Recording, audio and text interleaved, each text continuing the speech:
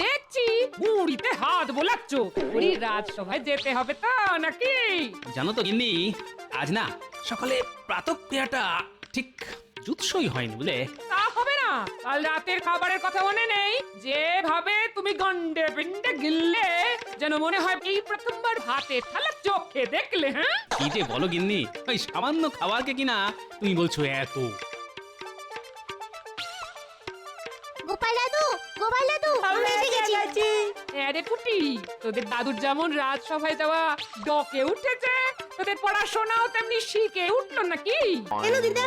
না মানে পড়াশোনা ছেড়ে সকাল সকাল যে দাদুর কাছে গন্নে দিয়ে পড়লি, এই তাই বলছিলাম আর কি। না না দিদা, আমরা তো রোজই নিয়ম করে পাঠশালায় যাই। জানো তো, এখন আমাদের পাঠশালায় ইংরাজি শেখাচ্ছে। তাই নাকি? বাহ, এটা খুব ভালো কথা। আচ্ছা দাদু, তুমি হ্যাপি নিউ ইয়ার এই কথাটার মানে জানো? আরে কেন জানবো না, নিশ্চয় জানি। কই তাহলে বলো তো দেখি। শোন, আমরা যেমন নতুন বছরকে নববর্ষ বলি, ঠিক তেমনি ইংরেজরা তাদের নতুন বছরকে হ্যাপি নিউ ইয়ার বলে। বাহ দাদু, তুমি তো দেখছি অনেক কিছু জানো। জানার জন্য জীবন। যাই হোক, কদিন পরেই তো নিউ ইয়ার মানে ইংরেজি নববর্ষ। আমরা সবাই মজা করবো বুঝলি, হই হুল্লোড় করবো। কি মজা, দারুণ মজা। তাহলে আমরাও সবাইকে হ্যাপি নিউ ইয়ার বলবো। আরে বলবি বই কি, আর শুধু তোরাই নয়, তার সাথে আমিও সবাইকে বলবো হ্যাপি নিউ ইয়ার। বেশ মজা হবে। দারুণ মজা হবে।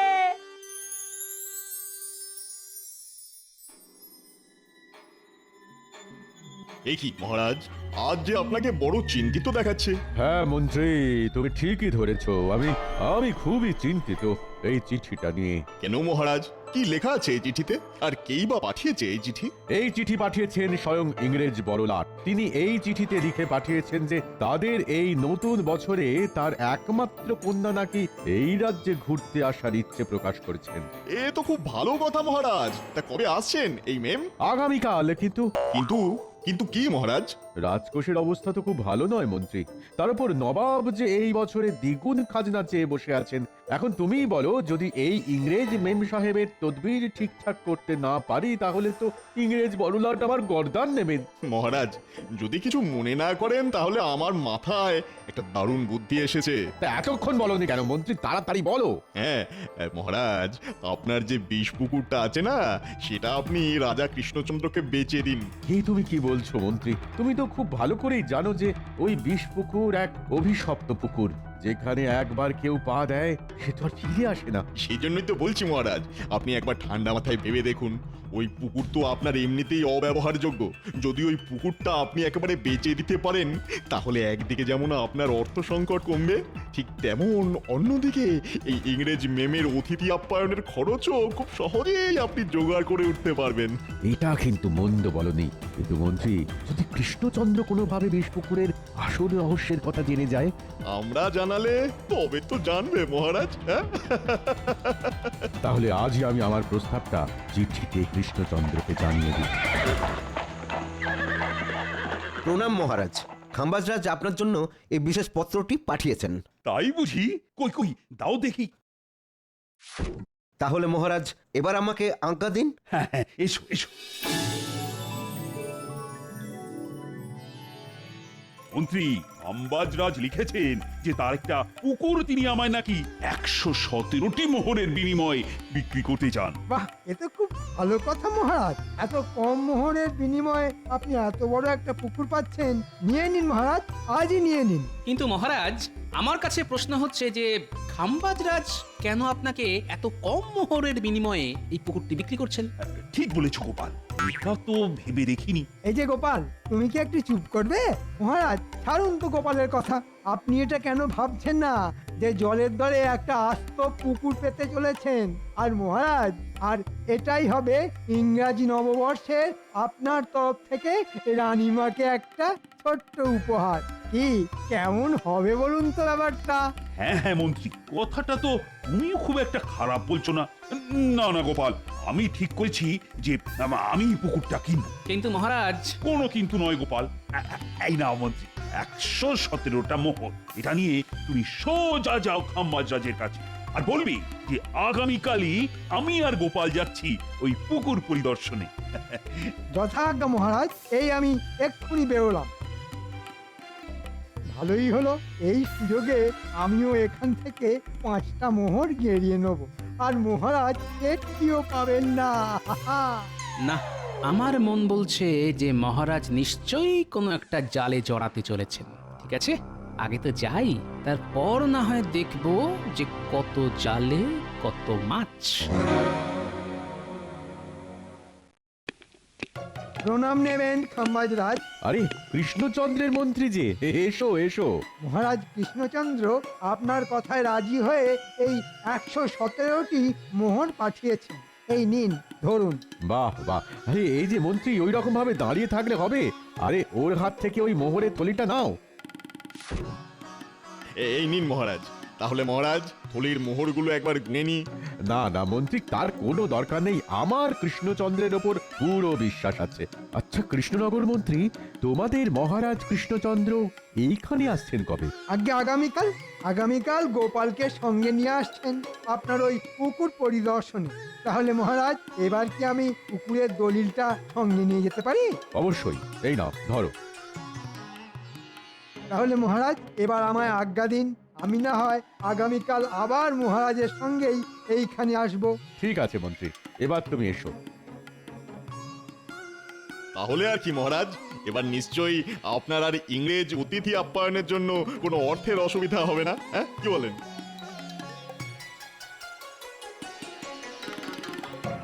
সাবধানে যাবেন মহারাজ। হ্যাঁ হ্যাঁ রানী, ও নিয়ে তুমি একদম চিন্তা করবে না। আমার সঙ্গে মন্ত্রী আর গোপাল তো আছেই। মহারাজ এবার চলুন, অনেক দেরি হলো যে। হ্যাঁ হ্যাঁ, গোপাল চলো চলো চলো।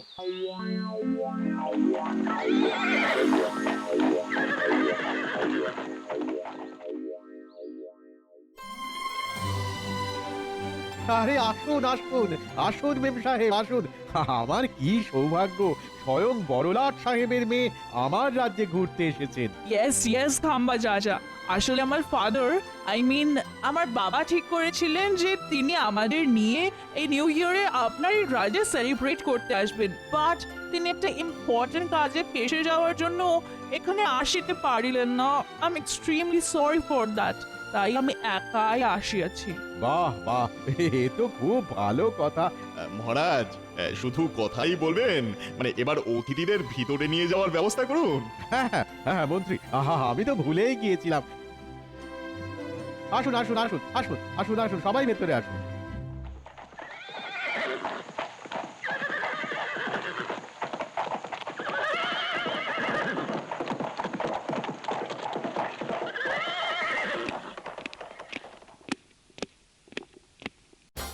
মহারাজ, কৃষ্ণনগর থেকে স্বয়ং মহারাজ কৃষ্ণচন্দ্র তার মন্ত্রী এবং গোপালকে সঙ্গে নিয়ে এসেছেন। তাই নাকি? তা দাঁড়িয়ে কেন, তাড়াতাড়ি যাও, ওনাদেরকেও ভেতরে নিয়ে এসো। আহামক কোথাকার। আরে কৃষ্ণচন্দ্র যে, এসো এসো এসো। না আসলে হয়েছে কি, আপনার কাছ থেকে যে পুকুরটা আমি কিনেছিলাম সেটা দেখার জন্য এই গোপাল যা বায়না জুড়েছিল না, যে কি বলবো। তা বেশ তো, এর তো খুব ভালো কথা। কিন্তু কৃষ্ণচন্দ্র, ওই পুকুরটা যে এই মুহূর্তে আমি তোমায় দেখাতে পারবো না। কেন দেখানো যাবে না কেন? না না না না না, তেমন কিছু না, তেমন কিছু না। আসলে ওই পুকুরের জলটা তো এখন তেমন ঠিক পরিষ্কার নয়। তার উপর মহারাজ, ওই দিকটা বেশ জঙ্গল, তেমন একটা কেউ যায় না। তাই বলছিলাম কি যে না না না না, আমরা যখন ঠিক করেই এসেছি দেখবো, তখন একবার অন্তত দেখেই যাব। কি হলো, খাম্বাজরাজ ওই পুকুরটা দেখাতে চাইছেন না কেন? না, কিছু তো নিশ্চয়ই একটা গন্ডগোল আছে। ঠিক আছে মহারাজ, আপনি চিন্তা করবেন না। এনারা যখন দেখবেন ঠিক করেই এসেছেন, তখন না হয় আমি মহারাজ কৃষ্ণচন্দ্রকে খুব সাবধানের সঙ্গে ওই পুকুরটি একবার দেখিয়ে আনি। ঠিক আছে মন্ত্রী, তুমি যখন বলছো তখন যাও, তুমি না হয় ওদেরকে ওই পুকুরটি দেখিয়ে নিয়ে এসো। মন্ত্রী শোনো, সাবধানে যেও কিন্তু। তা আপনি সঙ্গে যাবেন না খাম্বাজ রাজ? না না কৃষ্ণচন্দ্র, তোমরাই না হয় গিয়ে দেখে এসো, আমি না হয় পরে যাবো খোঁজ। আর তাছাড়া ইংরেজি নববর্ষ উপলক্ষে এখানে ইংরেজ মেম সাহেব এসেছেন, তার খাতির যত্নের ব্যাপার আছে কিনা। আচ্ছা খাম্বাজ রাজ, আচ্ছা তাহলে এবার আমরা আসি।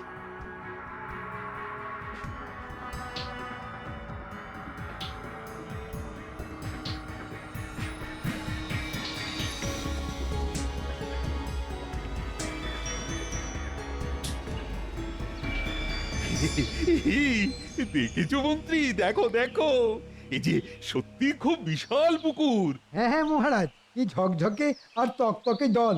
উফ, দেখেই যেন জল পিপাসা পেয়ে গেল।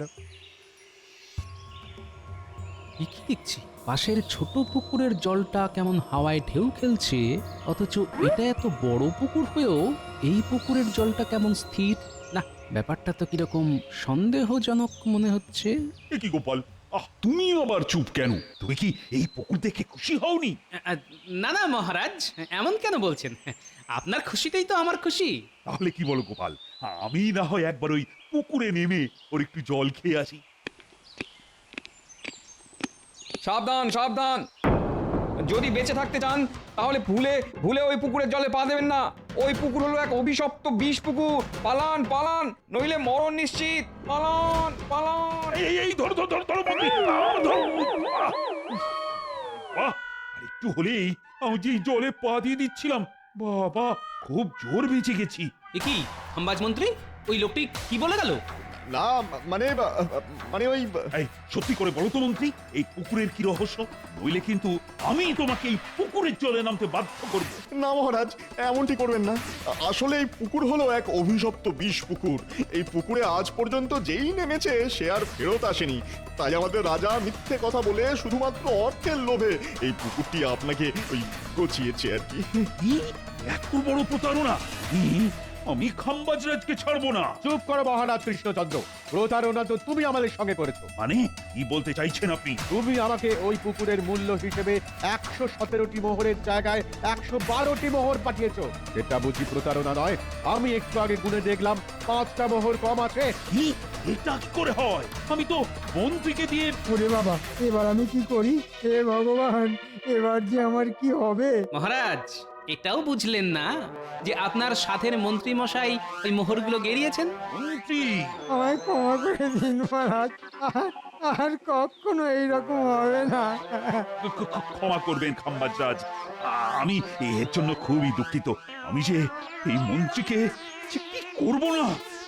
মহারাজ, এখন মন্ত্রী মশাইকে ছেড়ে আগে চিন্তা করুন যে এই পুকুরটি নিয়ে এখন আপনি কি করবেন। হ্যাঁ হ্যাঁ গোপাল, তুমি ঠিকই বলেছো। আরে আমার সাধের এতগুলো মোহর। আর হ্যাঁ মন্ত্রী, তুমি কিন্তু এটা ভুলেও ভাববে না যে আমি তোমাকে ছেড়ে দিলাম। তোমার এই শাস্তি আপাতত আমি তুলে রাখলাম, পরে সুদে আসলে সব মেটাবো। আমায় ক্ষমা করে দিন। আমাকে ক্ষমা করে দাও কৃষ্ণচন্দ্র, আমি মানছি যে আমিও তোমাকে ঠকিয়েছি, কিন্তু বিশ্বাস করো, সত্যি বিশ্বাস করো, আমার কাছে এটা করা ছাড়া আর কোনো উপায় ছিল না গো। না না না না, এতে ক্ষমার আবার কি আছে? মহারাজ, ও যে দেখুন দেখুন দেখুন, ওই যে দূরে দূরে এক বটবৃক্ষের তলায় এক গুরুদেবকে ধ্যান করতে দেখা যাচ্ছে না? তুমি ঠিকই দেখেছো গোপাল, এই গুরুদেবকে আমি আমার জন্ম হওয়ার পর থেকেই ওই একই জায়গায় দেখে আসছি। উনি না কখনো চোখ খোলেন, না কারুর সাথে কথা বলেন। তাই নাকি? তাহলে তো অবশ্যই একবার এই গুরুদেবের দর্শন করা উচিত, কি বলেন মহারাজ? হ্যাঁ হ্যাঁ গোপাল, নিশ্চয়, চলো চলো তো যাই।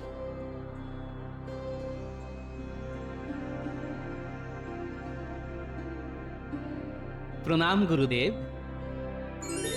কি আশ্চর্য! এসো গোপাল, আমি জানতাম যে একদিন তুমি ঠিকই আসবে আমার কাছে। এ কি গুরুদেব, আপনি আমার নাম জানলেন কিভাবে? আমি সব জানি গোপাল, কিন্তু এও জানি যে তুমি এখানে কেন এসেছো। আমি তোমারই মতো একজন পুণ্যাত্মার সন্ধানে ছিলাম, আর তুমি হলে সেই পুণ্যাত্মা, আর তাই তুমি আমার ধ্যান ভেঙেছো। তাহলে গুরুদেব, আপনি যখন সবই জানেন, তখন না হয় আপনি এই বিষ পুকুরের হাত থেকে কিভাবে রেহাই পাওয়া যায় তার একটা উপায় বলে দিন। শোনো গোপাল, সেই উপায়ই তো তোমাকে খুঁজে বার করতে হবে। এই নাও, এটা ধরো। এটা নিয়ে কি করব গুরুদেব? একমাত্র এই তীর দিয়েই তুমি ওই জল রাক্ষসকে মারতে পারবে। আর একটা কথা সব সময় মনে রেখো, জলে থাকা অবস্থায় জল রাক্ষসকে কিন্তু তুমি বধ করতে পারবে না। ধন্যবাদ গুরুদেব। এবার আমি চলি গোপাল, আমার কাজ শেষ। আশীর্বাদ করি তুমি যেন জয়ী হও। What happened? আমি রাজে ঘুরিতে এসে এইসব কি দেখে দিচ্ছি? কোথায় প্রোগ্রাম হবে, সেলিব্রেট হবে? কিছু মনে করবেন না মেম সাহেব, আমি আপনাকে সব কথা খুলে বলছি। আসলে আসলে হয়েছে কি, এই পুকুরে এক বিশাল মৎস্যরূপী জল রাক্ষস আছে। যদিও তাকে এখনো কেউ তেমন ভাবে দেখেনি, তবে লোকে নাকি বলে যে এই পুকুরের জলে যদি কেউ নামে তাহলে সে আর ফেরত আসে না। ও মাই গড, হোয়াট হ্যাপেন্ড? কি বলিতেছেন আপনি? ঠিকই বলছি মেম সাহেব, আর এই কথাটাই আমি মহারাজ কৃষ্ণচন্দ্রের কাছ থেকে লুকিয়েছিলাম, আর তাকে ঠকিয়ে এই পুকুরটা আমিই বিক্রি করেছিলাম। আমায় ক্ষমা করো কৃষ্ণচন্দ্র, আসলে আমার না কোনো উপায় ছিল না। কাঁদবেন না খাম্বাজাজ, কাঁদবেন না। আমি সব বুঝেছি। আমিও আপনার জায়গায় থাকলে হয়তো ঠিক এটাই করতাম। যাক বাবা, এই জল রাক্ষসের জন্য আমি এই যাত্রায় বেঁচে গেলাম। কিন্তু মহারাজ, এখন চিন্তার বিষয় হলো যে এই জল রাক্ষসকে কিভাবে ধরা যায়। মহারাজ, আমার মাথায় একটা দারুণ বুদ্ধি এসেছে। তাই নাকি গোপাল? তো বলো বলো, কি সেই বুদ্ধি? তবে শুনুন মহারাজ, আর আপনিও শুনুন খাম্বাজরাজ, আপনাকে ছিপ দিয়ে মাছ ধরতে পারে এমন বেশ কিছু দক্ষ লোক জোগাড় করতে হবে। তাদের দিয়ে কি হবে গোপাল? দেখুন মহারাজ, আমরা সেই মৎস্য শিকারীদের ছিপ দিয়ে এই পুকুরের ধারে বসিয়ে দেব সেই মৎস্যরূপী জল রাক্ষসকে ধরার জন্য। দেখেছেন মহারাজ, গোপালের কত বুদ্ধি! উনি নাকি ছিপ দিয়ে মৎস্যরূপী জল রাক্ষসকে ধরবেন। তাহলেই হয়েছে। দেখো মন্ত্রী, তুমি কি এইবার মানে মানে চুপ করবে? বলে কিন্তু আমি এখনই তোমাকে এই ছিপের বড়শিতে গেঁথে ওই পুকুরের তলে ফেলে দেবো। না না, ঠিক আছে ঠিক আছে, এই আমি চুপ করলাম। ঠিক আছে গোপাল, আমি এক্ষুনি সব ব্যবস্থা করে ফেলছি।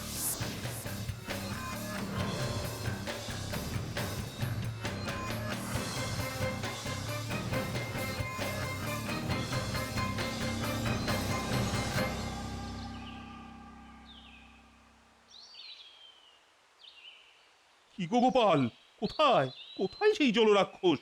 পড়বে মহারাজ, পড়বে, ধরা ঠিকই পড়বে। হোয়াট হ্যাপেন্ড রাজা? এইসব কি হইতেছে? আমার তো কিছুই মাথায় আসিতেছে না। কিছু না মেম সাহেব, আসলে না এইখানে রাজায় রাজায় মাছ ধরার প্রতিযোগিতা চলছে, যে কে আগে মাছ ধরতে পারে। আচ্ছা কৃষ্ণচন্দ্র, যদি তোমার অনুমতি থাকে তাহলে তোমার ওই মন্ত্রীকে এই পুকুরের জলে আমি কি ফেলে দিতে পারি? না না, এরকম এরকম একদম করবেন না মহারাজ, একদম করবে না। তাহলে এবার একটা কথাও না বলে চুপটি করে দাঁড়াও।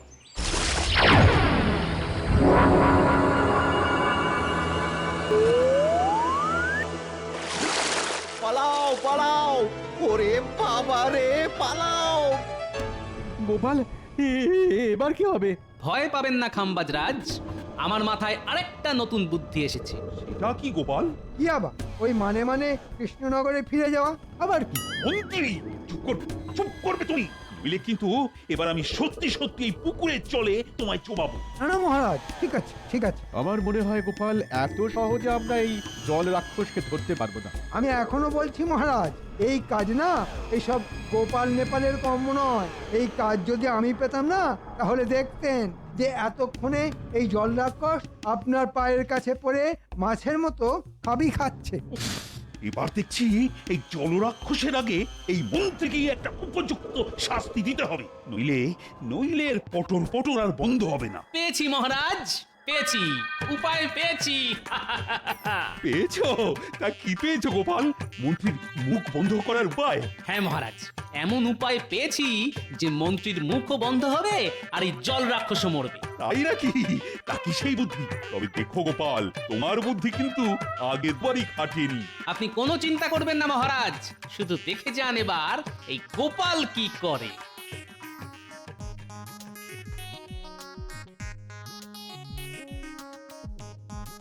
ও মা গো, এবার আমার কি হবে গো? আমি আর কখনো এইরকম করব না গো। ও মা কেন? গো। চুরি করার সময় মনে ছিল না? ঠিকই করেছে গোপাল, এর মতন বদমাইশকে ওই জলরাক্ষসকেই খাইয়ে দেওয়া উচিত। এটা কি গোপাল? এই কপিকল হলো একটা বড় মাপের বড়শি, আর মন্ত্রীমশাই হলেন তার টোপ। অর্থাৎ ওই মৎস্যমুখী জল রাক্ষস যখনই মন্ত্রীমশাইকে খেতে লাফাবে, তখনই ওই চারজন প্রহরী দড়ি ধরে টানবে, আর অমনি মন্ত্রীমশাই উপরের দিকে উঠে যাবে, আর আমিও তখনই ওই গুরুদেবের দেওয়া তীর দিয়ে ওই জল রাক্ষসকে মারব।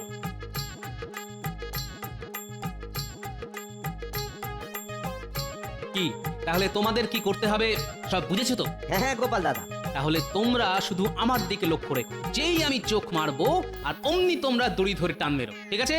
ঠিক আছে। দেখো গোপাল, যেন ফসকে না যায়, কারণ যদি তুমি একবার ফসকাও তাহলে কিন্তু মন্ত্রীও চিরকালের জন্য ফসকে যাবে। হে ভগবান, এবার এবার আমার প্রাণটা যে গোপালের হাতে। দেখো ভগবান, দেখো, একটু দেখো। না না মহারাজ, আপনি একদম চিন্তা করবেন না, এই শিকার আর আমার হাত থেকে ফসকাবে না। মহারাজ, এইভাবে আমার মাছের খাবার বানাবেন না, বানাবেন না। ও মা গো, কেউ তো আমায় বাঁচাও।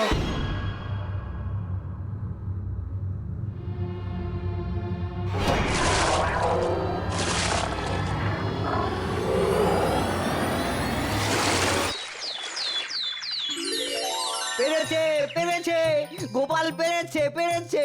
সাব্বাস গোপাল, তোমার জবাব নেই। এই নাও গোপাল, এটা তোমার পুরস্কার। ধন্যবাদ খাম্বাজ রাজ। ইংরেজি নববর্ষের প্রথম দিনে আমি কিন্তু খুব খুশি গোপাল। সাবাস গোপাল, সাবাস, সত্যি তুমি আমার মুখ রেখেছো। আই এম শকড যে তুমি ইম্পসিবল কাজটা কি করে করলে Gopal. I am really impressed. এই নাও, টেক ইট। ধরো, এটা আমার তরফ থেকে এই নিউ ইয়ারে তোমার জন্য উপহার। Are you happy? ধন্যবাদ মেম সাহেব। এ তো দেখছি মেম সাহেবকে তদবির করলো খাম্বাজ রাজ্য, আর পুরস্কার পেল কৃষ্ণনগর। মহারাজ, বলছিলাম কি, আপনাদের ওই পুরস্কার বিতরণী সভা শেষ হলে এবার দয়া করে আমায় নিচে নামাবেন কি? না, তোমার মিথ্যে কথা বলার জন্য এটাই তোমার শাস্তি। তাই আজ থেকে তুমি ওখানেই বাদুড়ের মতো উল্টো হয়ে ঝুলে থাকবে।